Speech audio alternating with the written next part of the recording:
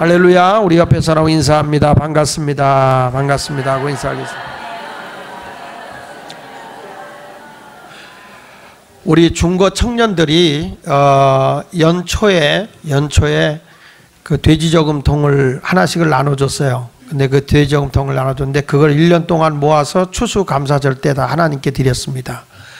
그걸 가지고 내일 노인들 가운데 문풍지 같은 거 해드리고, 그 다음에 전기장판 다 이렇게 해드리고, 노인들이 추위에 떨고 있는 분들을 위해서 내일 봉사활동을 하게 됩니다. 그래서 내일은 노인 5가정인가요? 6가정 하나? 8가정. 내일은 8가정 하고, 또 그 다음 주에도 하고 이렇게 합니다. 그 마음이 예수의 사랑을 가지고 예수의 심장을 가지고 하는 것인데 우리 어른들도 분발해야 될 거라고 생각합니다. 이렇게 어른을 공경하는 그 아름다운 마음, 그리고 사랑하는 마음으로 하는 것은 아무나 할 수 있는 게 아니죠. 여러분들도 그런 마음이 있어야 됩니다. 입술로는 누구든지 할 수 있어요. 입술로는 사랑해야 된다고, 너부터 해라 그러면 난 빼고 이러잖아요. 우리 젊은이들이 그렇게 해서 돕고, 또 이들이 그 다음 주에는 노숙인 센터도 돕고 뭐 이렇게 하는 게 많이 있는 것 같은데, 여러분들이 기도로 많이 도와주시기를 바랍니다. 돈이 내가 쓸 데가 없으면 도와주시면 많이 쓸 거예요. 네. 자, 오늘은 레위인의 장성곡이라고 하는 제목으로 말씀을 증거하도록 하겠습니다. 오늘 본문의 내용은 당시에 제사장 지파인 레위 지파가 얼마나 부패되고 타락했는가 하는 것을 보여주고 있기 때문에 오늘 내용은 어찌 보면 사람 시체가 죽어서 노래 부르는 장성곡과 같은 그런 모습을 보여줍니다. 전에 제가 책을 하나 들었는데 리콤이라고 하는 책이에요. 리콤이라고 하는 그 책인데, 그거는 그 뚜루 대학에 있는 조직신학 교수가 쓴 책인데, 그분이 이런 얘기를 거기다 썼습니다. 신학교에서 저들의 신학교육을 했는데 정말로 한 영혼을 끝까지 그리스도인으로 양육할 수 있도록 훈련을 받지 못했다면 이 신학교는 류코엄이다. 아무리 신학을 가르쳐도 장성곡만 부르고 있는 것이다. 이렇게 얘기를 했어요. 정말 의미 있는 얘기입니다. 의사가 그러면서 그분이 그런 얘기했어요. 의대를 다닌 사람이 환자를 볼 수 없다면 그 의대는 잘못된 의대이기 때문에 학비 낸 거에 대해서 손해배상을 청구해야 하듯이, 신학교육을 했는데도 목회를 할 수 있는 능력을 못 갖췄다면 반드시 그것은 도로 학비를 돌려달라고 해야 한다. 이렇게까지 강하게 얘기한 것을 제가 이렇게 번역을 하다가 안 나갈 것 같아서 안 했어요. 근데 오늘 그래서 제가 오늘 내용을 정말 그 레위인에 대한 오늘 성경 본문을 보면 하나님의 제사장의 지파들이 오늘날에 주는 말씀이라고 저는 생각을 했습니다. 이 내용은 장성곡과 같은 내용이다. 지난 시간에 제가 얘기를 했습니다. 단지파가 하나님 주신 기업의 자리를 힘들다고 집어 던져버리고 자들이 쉬운 대로를 가야 되는데, 거기에 한 젊은 제사장에게 미가라고 하는 사람에 의해서 우리가 어떻게 여기 올라가는 게 낫겠느냐, 올라가지 않는 것이 낫겠느냐고 했을 때 하나님의 뜻이 아닌 줄 알면서도 편안한 길로 가게 했습니다. 그 결과를 해서 오늘 읽진 않았지만 18장 후반절에 가서 보면 단 지파들이 가서 그 평화로운 동네를 쑥밭을 만들어버려요. 전쟁을 하고 사람을 죽이는 그런 일들을 행하고, 그리고 이 미가의 집에서 가지고 간 그런 그 우상 숭배를 가지고 단지파가 섬기고 제사장을 세우게 되는데, 여러분 성경의 18장을 잠깐 보면 30절에 이런 말이 나오죠. 30절에 보면 18장 30절에 단 자손이 자기를 위하여 그 새긴 신상을 세웠고 모세의 손자 게르손의 아들 요나단과 그 자손은 단지파의 제사장이 되어 이 백성이 사로잡히는 날까지 이르렀더라. 하나님의 집이 실로에 있을 동안에 미가의 지은 바 새긴 신상이 단 자손에게 있었더라. 이렇게 말하거든요. 그러니까 이걸 보면 단 자손들이 지금 우상을 숭배하고 있어요. 그리고 자기들이 자칭 제사장을 세워놓고 그냥 운영하고 있는 것과 같은, 그러니까 당시에 보면 얼마나 이 레위 지파가 제사장 지파이면서 또 제사장 대행을 하는 그런 모습을 하면서 얼마나 부패됐는데 제사장이 제대로 가르쳐주지 못한 그 결과가 한 마을을 쑥대밭을 만들어버리는 거예요. 그러니까 주의 종들이 성도들을 바르게 양육하지 않으면 성도들이 자기도 모르게 악한 짓을 하게 돼 있고 타락의 길로 갈 수 있는 거예요. 하나님의 진리의 말씀으로 내가 양육받지 못하면 당연히 나는 이단이나 잘못된 길로 갈 수밖에 없는 거예요. 그래서 우리 주님이 제일 먼저 심판할 때 어디부터 심판하냐면 제단부터 심판하는데 제단에서부터 누구부터 심판하느냐? 주의 종부터 심판하는 거예요. 아무리 목회를 하고 뭘 하더라도 하나님의 뜻에 합당하지 않으면 그 지난주에 제 주일낮에 설교한 것처럼 열매로 하나님이 심판을 하기 때문에 열매가 나타나지 않는 것은 거짓된 거라는 거죠.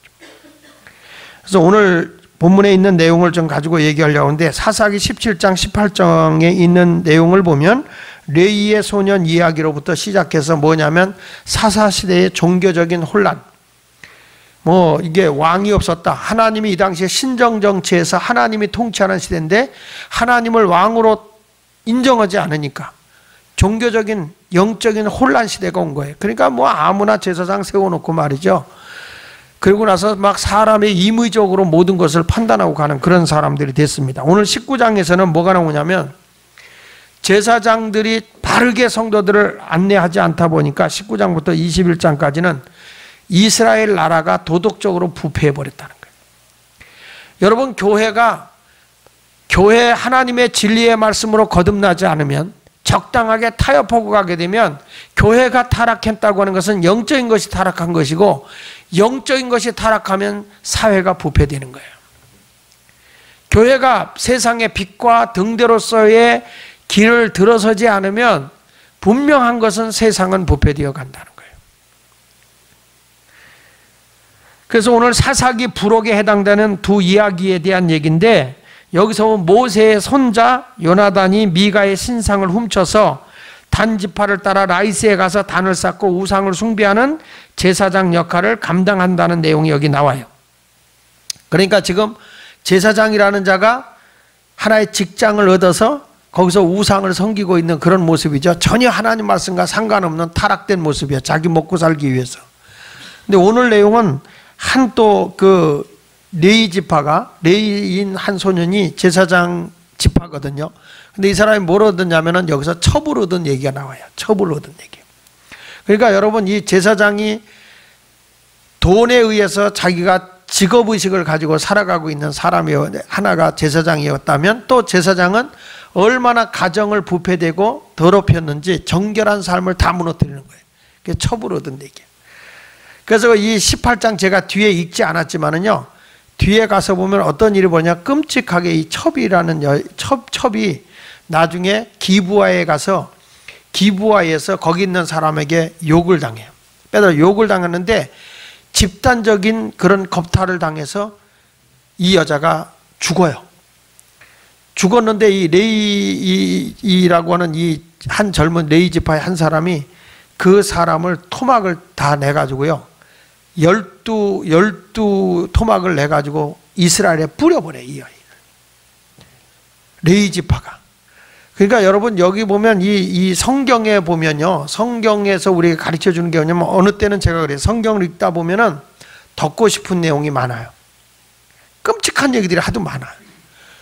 성경에 보면 성인 잡지 볼 필요가 없잖아요. 성경보다 더 야한 내용이 없어요. 그런데 이런 것들을 성경에다 왜 기록해냈을까? 우리가 의아심을 갖게 되는데, 그렇게 인간이 있는 세상이 부패되고 타락되어 있는 거예요. 이렇게 썩어지고 부패되고 타락한 인간을 구원해 내시는 분이 하나님이라고요. 그래서 이 세상이 부패되어져 가고 썩어져 가고 타락된 이런 세상을 구원하기 위해서 세워준 게 주님이 교회고, 교회가 거룩함과 정결함을 잃어버리게 되면 세상은 끝이라는 거예요. 그러니까 교회가 교회다워져야 되는 거고, 성도가 성도다워져야 되는 거예요. 힘들어도 하나님의 거룩성을 지켜나가야 되고, 하나님의 뜻을 실현하기 위해서 우리가 몸부림을 쳐야 되는 거고, 그냥 세상이 다 그러니까 얼렁뚱땅 대강 대충 하고 그냥 사는 거지 뭐 이게 아니라는 거예요. 그래서 오늘 여기 이 아주 도덕적 부패의 극치가 일어나는 내용을 가지고 한번 살펴보려고 합니다. 자, 먼저 19장 1절을 읽어보겠습니다. 사사기 19장 1절 시작. 이스라엘의 왕이 없을 그때에 에브라임 산지 구석 거류하는 어떤 레위 사람이 유다 베들레헴에서, 여기 보면요, 이스라엘 왕이 없을 그때, 이때는 사실 레위인 그러면은 레위 지파는 하나님 나라의 뭐라고 할까요? 공무원이요, 공무원. 예, 쉽게 말하면 하나님 나라 일꾼이라고요. 하나님이 쓰시는 사람들이. 근데 이런 사람이 에브라임 산지 구석에 거류하는 어떤 레위 사람이 유다 베들레헴에 가서 첩을 얻었다. 여기 보면 에브라임 산지 구석의 레위인이 지금 첩을 얻었다고 하는 이 얘기를 보면, 레위인은 원래 레위인은 제사장이 되든지 아니면 제사장을 도와서 하나님께 제사를 드리게 하고 또 하나님의 법을 가르치는 그런 역할을 하는 하나님 나라 사역자들이에요. 하나님 나라 공무원들이에요. 공직자라고요. 우리나라가 정상적인 나라가 되려고 하면 공직자가 부패되면 법이 엄격해요. 원래가 그래야 되는 거거든요. 근데 하나님 나라의 공직자가 부패하면 하나님의 심판은 정말 무서워요. 근데 그 사람만 무서운 게 아니라 그 공직자가 하나님 앞에 바로 서지 못하면 그 백성들까지 어려움을 당하는 거예요. 예, 거룩성을 지켜나가는 것이 교회는 굉장히 중요한 겁니다. 아멘. 할렐루야. 자, 여기 보면 이 레위 지파는 어떤 사람이냐 한번 볼게요. 신명기 33장 8절로 10절에 보면 같이 읽어볼게요. 시작. 레위에 대하여는 일렀으되 주의 둠민과 우림이 주의 경건한, 이 주의 둠민과 우림이 뭐냐면 여기 이렇게 옷을 입고 제사장 옷을 입고 여기에 주머니가 있어요. 울림과 둘림의 주머니가 있는데 이거 가지고 재판을 하는 거예요. 재판을 하는 거예요. 그러니까 죄인이 됐다, 의인이 하다, 울림과 둘림으로 그것으로 이렇게 보석을 바꿔 넣음으로써 죄인이다 아니다 이걸 판결하는 거예요. 하얀 돌이냐 검은 돌이냐에 따라서. 그렇게 중요한 그 잣대를 걸고 있는 사람인데 보세요. 주의 둠림과 울림이 주의 경건한 자에게 있도다. 계속 주께서 그를 마사에서 시험하시려고 무리바 물가에서 그와 다투셨도다. 그는 부모에게 대하여 이르기를 내가 그들을 보지 못하였다 하며 그의 형제들을 인정하지 아니하며 그의 자녀를 알지 아니하는 것은 주의 말씀을 준행하고 주의 언약을 지킴으로 말미암음이로다. 이게 무슨 얘기냐면 이 당시에 레위 지파는, 레위인은 하나님을 위해서 쓰임받는 공직자예요. 공무원이라고 그랬죠. 공직자. 이때는 부모를 떠나야 돼. 형제를 떠나요. 자식을 떠나요. 이게 뭐냐면 인정에 매여서는 안 된다는 거예요. 주의 종은 언제나 하나님의 말씀의 법도에 서야 되는 거예요. 그러니까 왜 교회가 목사님들의 생활비라든지 모든 걸 다 전적으로 책임냐면 물질에 매여서 하나님의 법을 잘못 전하지 말라는 거예요. 그러니까 우리가 월급 생활하려고 하면 여기 타락한 제사장이 되는 거예요. 근데 우리는 먹고 사는 일을 위해서 이거 하는 게 아니라는 거예요. 하나님의 복음을 원리대로 전하는 거예요. 그러니까 우리가 헌금을 들여서 주의 종에게 신경 쓰지 않고 다 하는 거는 너는 목사니까 그게 아니라 하나님의 진리의 말씀에 타협하지 말고 저 사람들이 너에게 뭐라고 그래도. 그런데 요즘에는 얼마나 목사들이 하나님의 말씀을 왜곡시키냐면 교회 안에 가서면 칠이장로, 목회장로 이렇게 구별을 해가지고 목사는 목회장로다 설교만 해라. 그리고 장로들이 뭐냐면 칠이장로다. 그래서 장로들이 다 월급 주고 이렇게 하는 거예요. 목사를 고용인으로 하는 거예요. 이게 교회 타락의 원인이에요. 그러니까 그런 거예요. 그래서 이 목사는 월급이란 말을 안 쓰고 분깃이라고 하는 게 맞아요. 분깃은 나눌 분자 목깃자인데 하나님의 몫을 나누어 준다 이런 말이에요. 그런 몫을 가지고 가야 되는 건데 지금에 와서 보면 한국 교회가 그렇게 가지를 못해요. 자, 여기서 그 성경에서 지금 오는 거, 부모에 대하여 이르기를 내가 그들을 보지 못하였다며 그의 형제들을 인정하지 아니하며 그의 자녀를 알지 아니하는 것은 주의 말씀을 뭐하고 준행하고 주의 언약을 지킴으로 말미암으로다. 계속 주의 법도를 야곱에게 주의 율법을 이스라엘에게 가르치며 주 앞에 분향하며 온전한 번제를 주의 제단 위에 드리리로다. 그러니까 레위인은 온전히 하나님께 드려진 자예요. 오직 하나님만 신경 쓰고 하나님 앞에 온전히 백성들에게 말씀을 가르치고 하나님 앞에 온전한 예배 제사를 드리게 하고, 그리고 사람에게 치우쳐서 하나님의 법도를 왜곡시키지 말아라 라고 일러준 것이에요.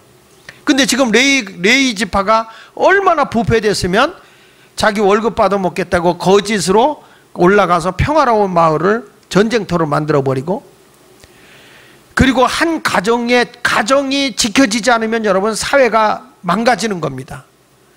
가정이 정결해야 되는데 가정이 정결하지 못하고 첩을 얻게 되니까 얼마나 불행한 거예요.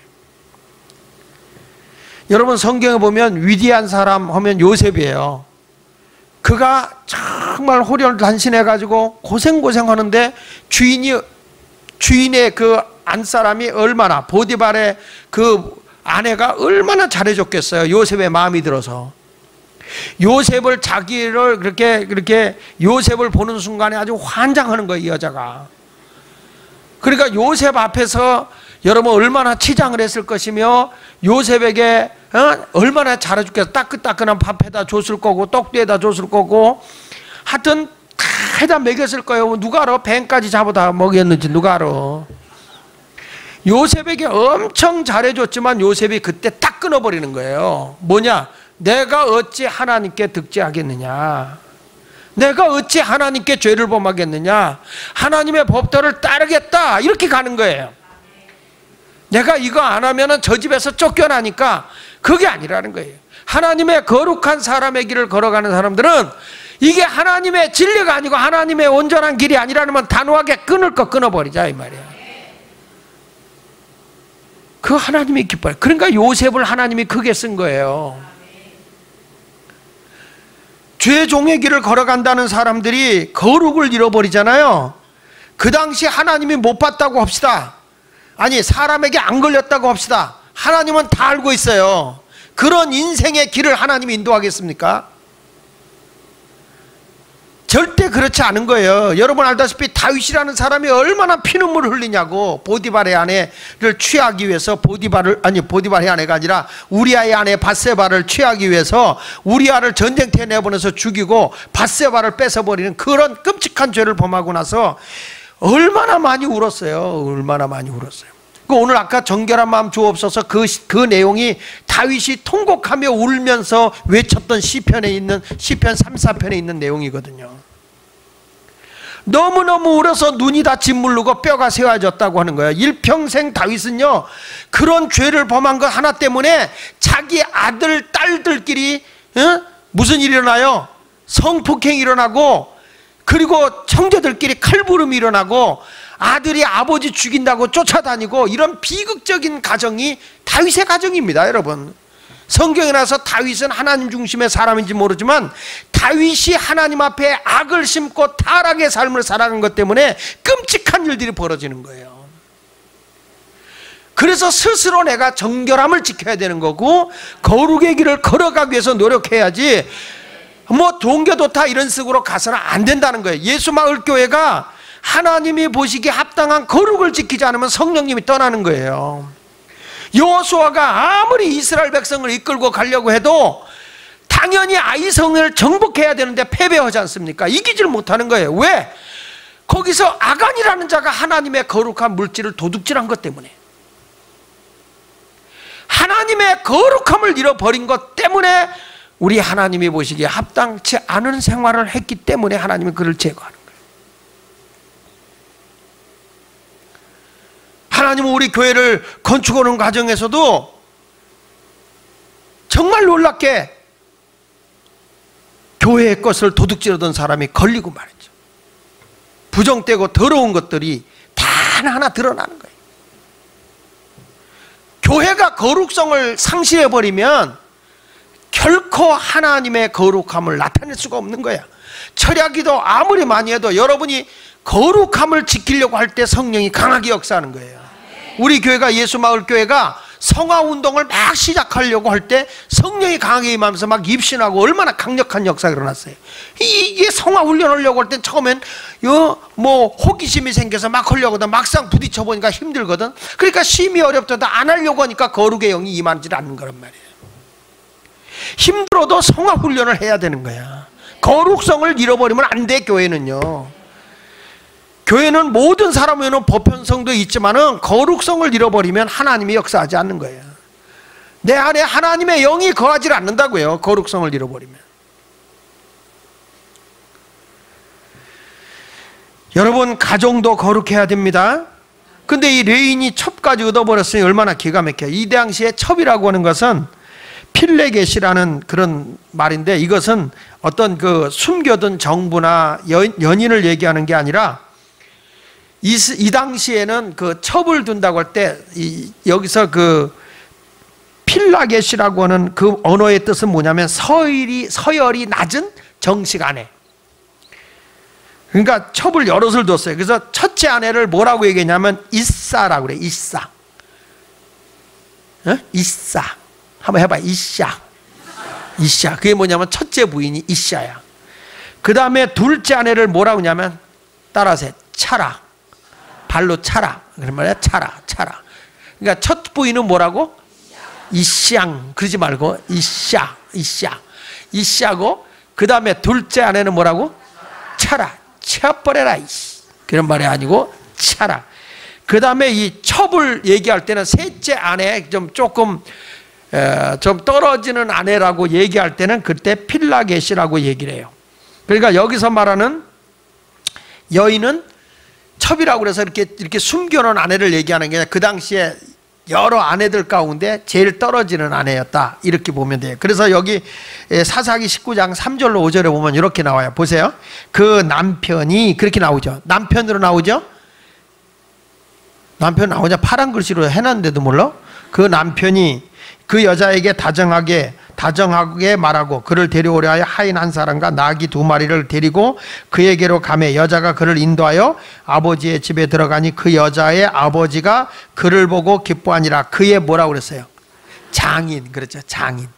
장인이니까 이게 내 아내다 이 말이죠. 그렇죠? 그 다음에 장인, 곧 그 여자의 아버지가 그를 머물게 하며 그의 3일 동안 그와 함께 머물며 먹고 마시며 거기서 유숙하다가 넷째 날 아침에 일찍 일어나 떠나고자 하며 그 여자의 아버지가 그의 뭐라고 그랬어요? 사위. 그러니까 여기서 보면 장인, 그 다음에 뭐가 나오죠? 예, 남편, 그 다음에 사위, 이런 말이 나오는 걸 보면 이 여자는 숨겨놓은 사람은 아니고 정식으로 결혼한 그런 여자인데 첩이라는 거죠. 근데 이 당시에 첩을 두는 사람은 주로 어떤 사람이냐면 당시에 부를 누리고 지위를 얻은 사람만이, 주로 왕들, 이런 사람들이 첩을 많이 뒀어요. 그 당시에 첩을 뒀다는 건 뭘 의미하냐면 부와 지위의 상징이에요. 한번 따라 합시다. 첩은 부와 지위의 상징이다. 그러니까 여기서 보면 이 레위 사람이 첩을 뒀다는 건 뭐죠? 귀계 부자거나 아니면 높은 지위에 올라가 있었다는 거예요. 저는 이 내용을 보면서 현대교회의 목사들 가운데 너무너무 이런 스캔들 문제가 많이 걸려요. 바람 피는 목사가 꽤 많이 나와요. 근데 먹고 살기 힘들면 바람 안 피거든. 이 말을 보면 뭐가 나오느냐 하는 거예요. 그리고 지위를, 명예를 많이 얻어서 하나님 앞에 무릎 꿇고 하나님의 뜻을 위해 살려고 하는 게 아니라 세상으로 자꾸 눈을 돌리다 보니까 타락하는 거예요. 여러분, 이 사사기 19장에 있는 이 내용은요, 저는 이 내용을 보면서 이게 남의 얘기가 아니더라고. 한국교회에 주시는 메시지가 아닐까 이렇게 생각을 하고요. 19장에. 아니, 한국교회에다만 주는 게 아니라 나에게 주는 거라고 제가 받아들일게요. 너는 잘났냐 하는 사람 2명 있어서 그렇기 때문에 우리가 날마다 내 자신을 쳐서 그리스도께 복종시켜야 되고, 언제나 하나님이 보시기에 부끄럽지 않은 길을 걸어가기 위해 몸부림을 쳐야 돼요. 우리가 이렇게 심야기도 와서 막 하나님 앞에 때를 써가면서 기도하는 것도 세상이 다 그런데 뭐 나만 별나게 잘난 척 할 수는 없잖아, 이게 아니라는 거예요. 하나님이 기뻐하는 일이니까 힘들어도 이런 길을 걸어가야 된다. 정말 오늘 설교 준비하기가 되게 힘이 들었어요. 헐 내용이 없더라고. 헐 내용이 이게.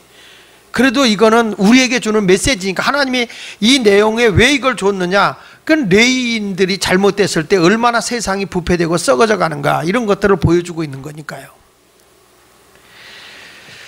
자, 그래서 여기서 첩이 이제 도망갔는데, 도망간 첩을 2절을 같이 읽어볼게요. 자, 친정으로 도망을 갔어요. 근데 어떻게 도망간지, 시집 가서 그 사람하고 지내다가, 이게 젊은 소녀예요. 젊은 소녀의 아버지인데, 개역 성경에 보면 여기 보면 여자의 그 아버지 이렇게 나오는데 그의 아버지 이렇게 나오잖아요. 근데 개역 성경에는 소녀의 아버지 이렇게 나와요. 소녀의 아비. 근데 굉장히 이 여자는 젊은 애였어요. 근데 이 여자가 어떻게 했냐면 바람을 폈어요. 여러분, 제사장만 바람핀 게, 레위 지파만 바람핀 게 아니에요.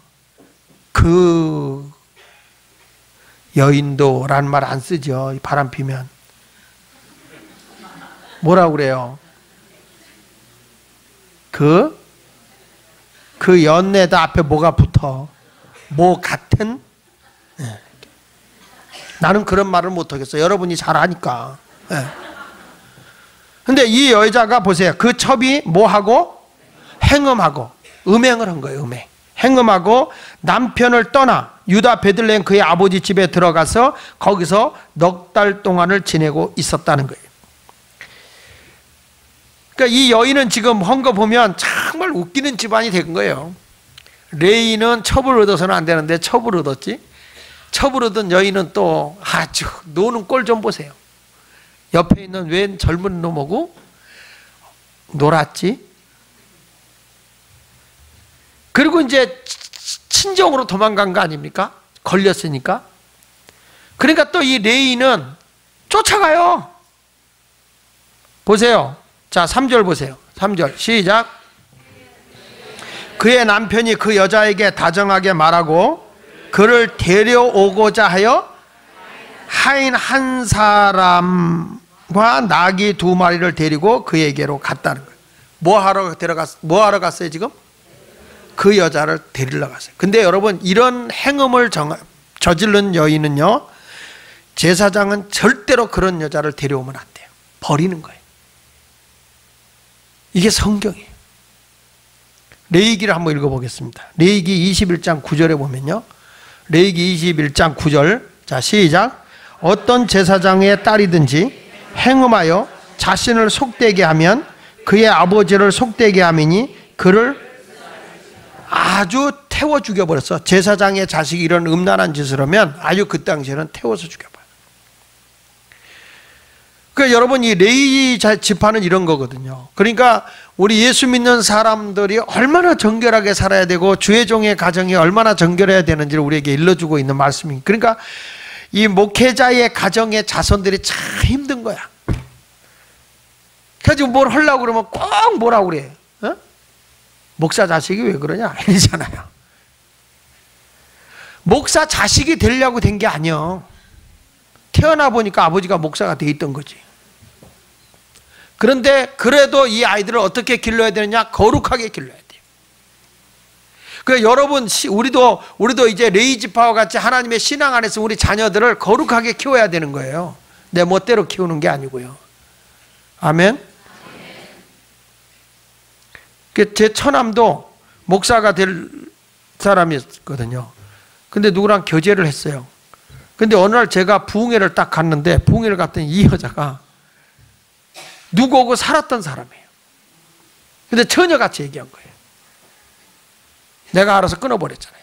성경적으로 이건 아니다. 네가 하나님의 종의 길을 걸어간 사람이 그렇게 가서는 안 된다. 첫째, 거짓말하고, 두 번째, 정결하지 않고 거룩성을 잃어버리면 하나님이 절대로 함께하지 않는다.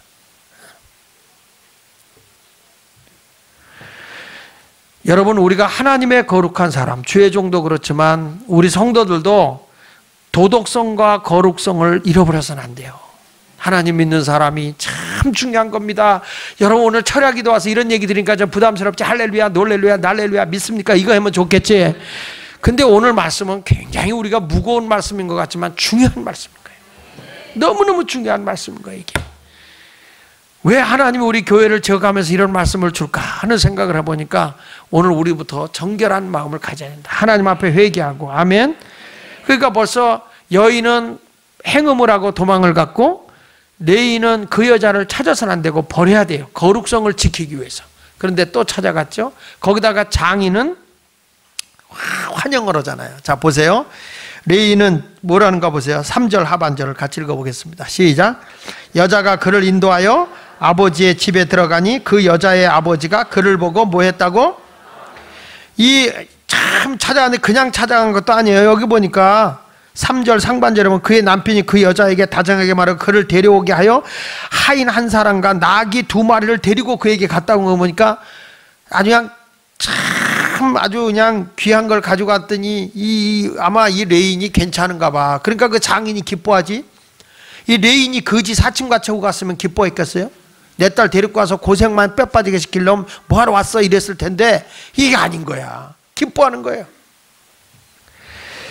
지금 여기 보면 세 사람이 지금 하나님의 뜻에 전혀 안 맞는 거예요. 다 안 맞는 짓을 하고 있는 거예요. 이것이 뭐냐? 하나님의 거룩성을 잃어버리는 장송곡이다 이 말이에요. 장송곡. 아까 그래서 힘들어도 정결한 마음 주옵소서 그 곡을 부른 이유가 우리가 이런 마음을 갖지 않으면 안 된다는 거예요.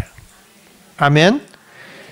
자, 그러면서 이 레위 지파가 그 집에 가서 뭘 하는가 보세요. 이게 제사장이 타락하면 그 길로 걸어가는 거야. 따라합시다. 먹고 마시고 시집가고 장가가고 그 집만 하는 거지 뭐.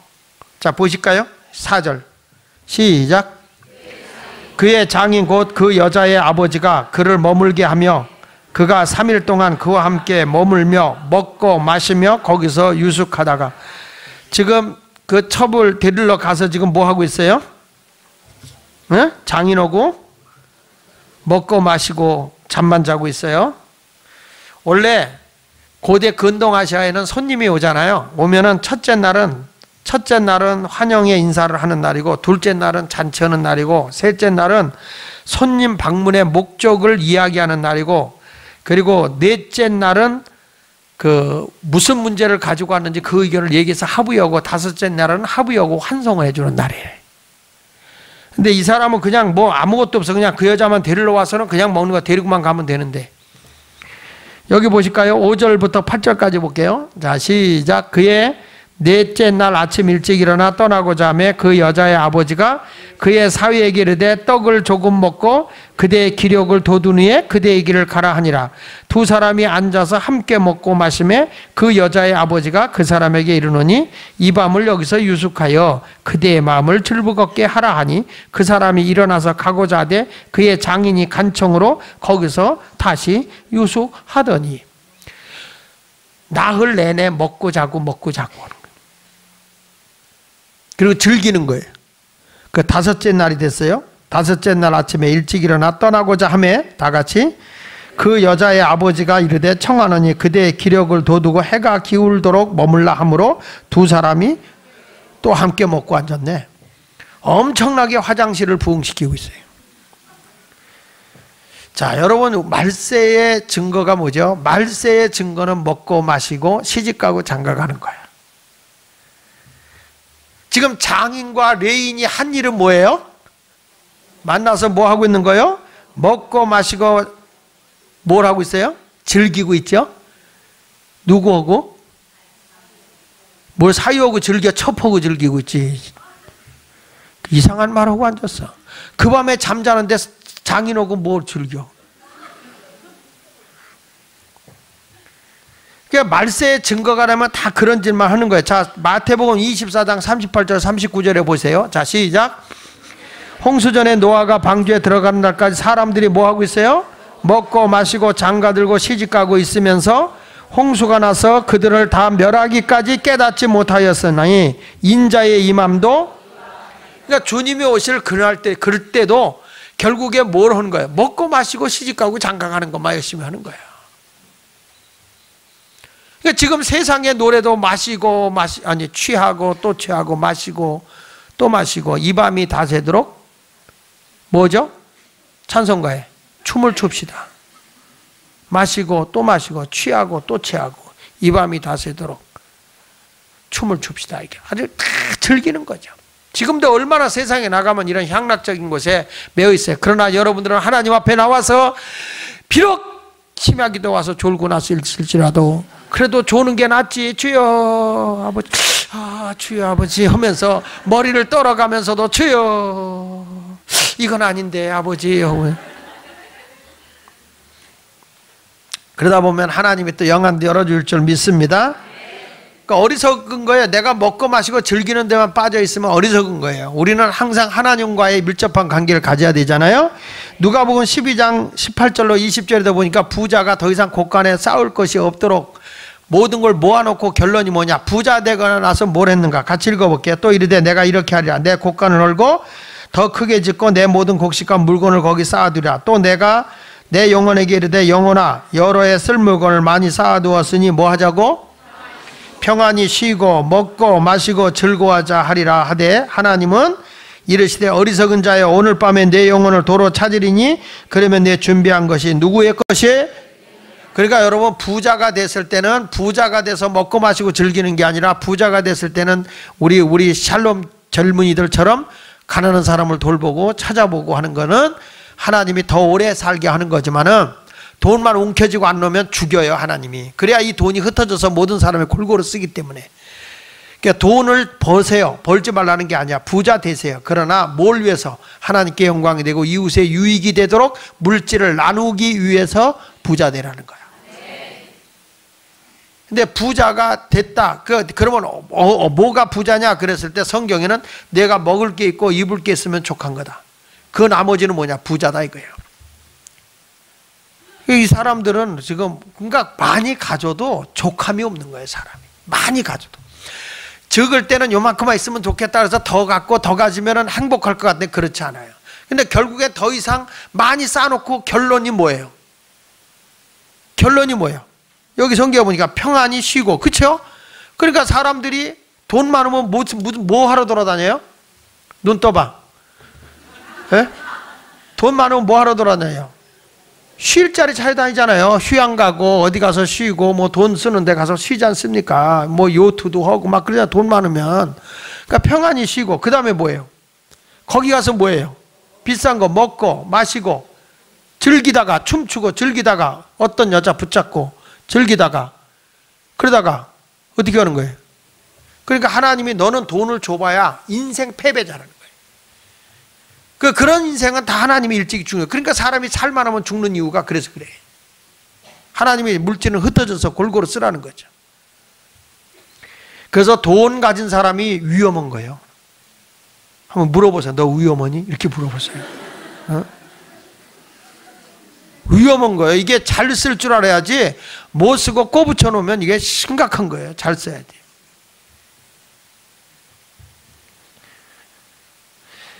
자, 여기 성경에도 보니까 뢰인이 장인의 만류에도 계속 김제, 나중에는 닷새가 된 날 저녁까지 있다가 떠납니다. 자, 11절 읽어볼게요. 자, 시작. 해가 지려 하는지라 종이 주인에게 이르되 청하건대 우리가 돌이켜 여부스 사람의 이 성읍에 들어가서 유숙합시다. 이제 가지 말라고 하는데 떠나요. 떠나서 가다가 여부스에 왔는데 해가 질라고 하니까 우리 여기에 머뭅시다. 그랬더니 아니야, 이방인들하고 머물 수 없어. 우리 저 기브아로 가자. 그래가지고 거기 12절 13절 읽어봅니다. 시작. 주인이 그에게 이르되 돌이켜 이스라엘 자손에게 속하지 않은 이방 사람의 성읍으로 들어갈 것이 아니니 기브아로 나아가리라 하고, 또 그 종이 이르되 우리가 기브아 라마 중 한 곳에 가서 거기서 유숙하자 하고 그 기브아로 가요.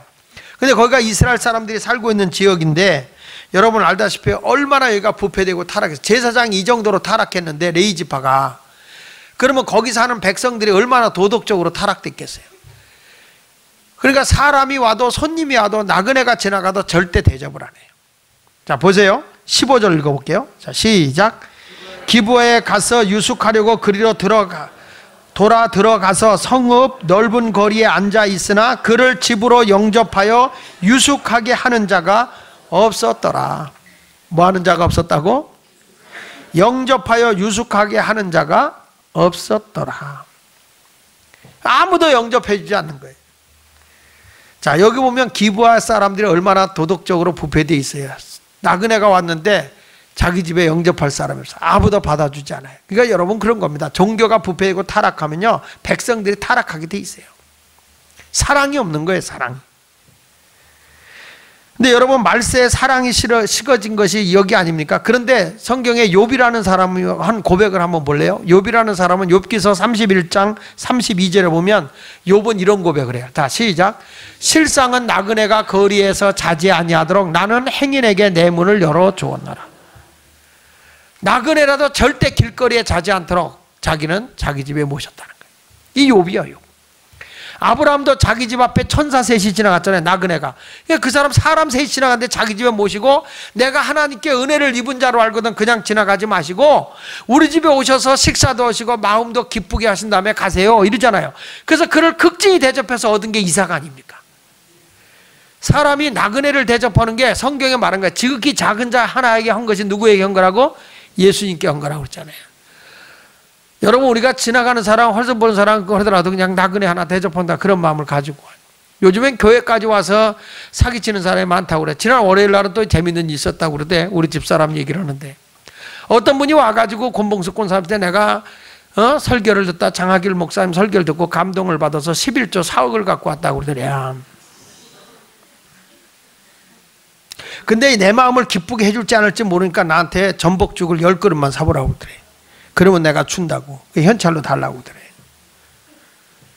그러니까 또 곤봉수 권사님이 이건 내가 상대할 게 아니다, 우리 집사람이 또 불렀대요. 그러니까 우리 집사람도 4억이라니까 얼른 내려갔대요.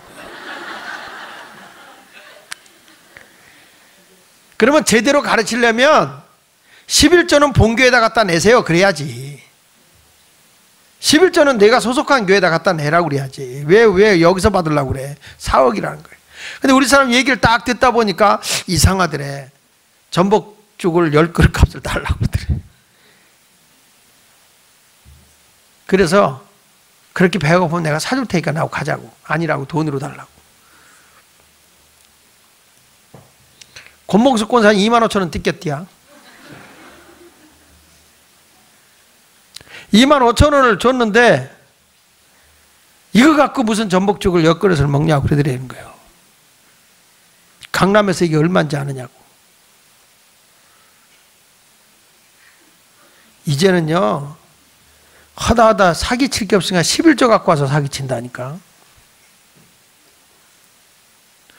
절대 돈 갖고 뭐 한다 이런 사람들에게 현혹되지 말. 우리 교회에 그런 거 없어도 하나님의 은혜로 다 여러분이 복 줘서 쓰는 거지. 하나님이 그렇게 째째. 오히려 뭐 없어 나그네를 대접해. 곤봉수 권사님 정말 잘한 거예요. 그래도 25,000원이나. 나한테는 한 번도 25,000원 준 적도 없는데. 근데 그런 마음에 그 순수한 마음이죠. 우리 교인들은 아직 때가 안 묻었어. 그래가지고 그걸 다 보는 거예요. 여러분, 사르반 여인도 자기 집 앞에 하나님의 종 엘리야가 왔을 때 극진히 대접을 하잖아요. 마지막 먹고 죽으려고 하는 것 가지고 대접하잖아요. 그 나그네를 대접했을 때 어려운 사람 있는 사람 대접했는데 하나님 복을 받더라고요. 샬롬 공동체 식구들이 이렇게 어려운 사람 하는 거에 대해서는 샬롬 공동체가 복 받는 거지 우리가 뭐 자랑하고 뽐내려고 하는 거 아니에요. 작은 자 하나에게 하는 것이 주님께 하는 거기 때문에 가능한 거예요. 기생 라합이 정탐꾼에게 선대를 해주니까 구원받는 거 아닙니까? 마르다와 마리아가 예수님 지나갈 때마다 극진히 대접을 하니까 죽은 오빠를 살려주는 거 아니겠어요? 그러니까 내가 사실은 남을 도와준다 그게 아니라 내가 도움을 받는 거예요. 믿으십니까? 그러니까 우리가 이 말씀을 잘 기억해. 근데 결국에는 어떤 일이 벌어지죠? 나중에 이제 돌아가다가 집으로 한 노인이 누구요? 그래서 우리가 하는데 아무도 영접해 주지 않습니다. 그랬더니 그럼 우리 집으로 들어오시오. 그 사람을 초대해서 들어갔어요. 그 가족이 다 들어가요. 첩도 들어가고 누구도 들어갔어요. 레이 사람도 들어가고 이제 그 하인도 들어간 거죠. 그런데 갑자기 기브아 사람들이 와가지고 너희 집에 들어온 사람 내놓으라는 거예요. 그러니까 이게 이제 이 기브아 사람들이 막 폭력을 휘둘르고 그러니까 이 노익장이 나가서 무슨 얘기냐면 내 딸이 있으니까 내 딸을 너희들이 가져가서 못된 짓을 하더라도 이건 안 된다. 필요 없다. 그래가지고 누구를 그냐면 그 딸과 그 첩을. 근데 그 딸은 팽개쳐버리고 갖고 온 첩을 데리고 나가서 그 첩을 갖다가 끔찍하게 죽이죠. 끔찍하게. 우리 한번 19장 한번 읽어보세요. 끔찍한 내용이니까 한번 보세요. 끔찍하지 않은 것 같으면 내가 읽진 않을 텐데 여러분들이 거룩을 잃어버리면 이렇게 끔찍한 일들이 일어나게 돼 있어요. 20절에 잠깐 볼게요. 20절. 노인이 가로되 뭐라고 했어요? 그대는 안심하라. 그대의 모든 쓸거는 나의 담책이나 거리에서는 자지 말라. 그 거리 안 되고 집에 데리고 들어간 거예요. 자, 22절을 같이 읽어봅니다. 시작.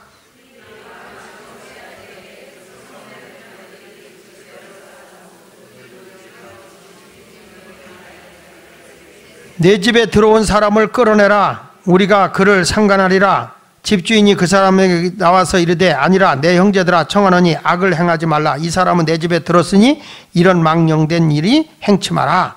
다 같이. 내 처녀 딸과 이 사람의 첩이 있은즉 내가 그들을 끌어내리니 너희가 그들을 욕보이든지 어찌든지 임의로 하되 오직 이 사람에게는 이런 망령된 일을 행치 말라. 이 당시에 유대인들은요, 여자를 사람 취급 안 했거든요. 남자만 보호하면 되는 거예요. 그게 지금 얼마나 여러분 여자들 때문에 우리나라가 살아요. 근데 이 당시에는 뭐 여자 취급하니까 우리 딸하고 니들 가서 마음대로 해라 이렇게 내주는 거죠. 그런데 25절에 무리가 듣지 않냐고 그 사람이 자기 첩을 무리에게로 붙들어 내매 그들이 그에게 행음하여 밤새도록 욕보이다가 새벽 미명에 누웠더니 동틀 때 여인이 그 집에 우고한 그 사람 집문에 이르러 엎드려서 밝기까지 거기 누웠더라.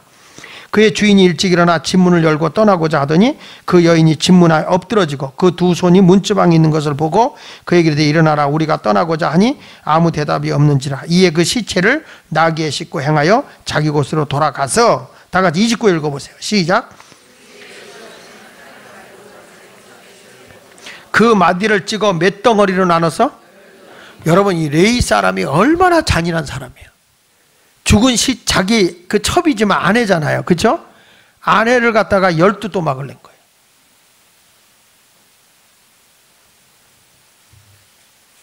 그 12덩이를 나누고 그것을 이스라엘 사방에 두루 보낸 거예요. 자, 이런 일들이 일어난 거예요.